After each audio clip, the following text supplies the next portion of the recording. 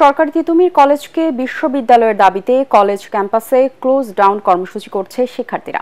সকাল থেকে তারা কলেজ প্রাঙ্গণে মিছিল নিয়ে শোডাউন করে। শিক্ষার্থীদের সংগঠন তিতুমির ঐক্যের নেতৃবৃন্দ বলেন, 12 সদস্যের একটি প্রতিনিধি দল সরকারের কাছে বৈঠক করবে।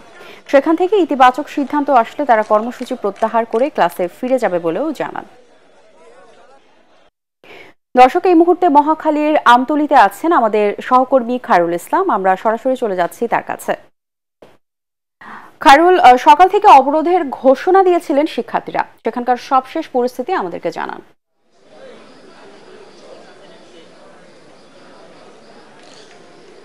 জি, এখনো কিন্তু কলেজ প্রাঙ্গণে শিক্ষার্থীরা কিন্তু বিভিন্ন স্লোগানের মধ্য দিয়ে কিন্তু তাদের কর্মসূচি চালিয়ে যাচ্ছেন এবং বিভিন্ন সময় কিন্তু তারা ছোটখাটো বিক্ষোভ মিছিলও কিন্তু কলেজ প্রাঙ্গণে করছে।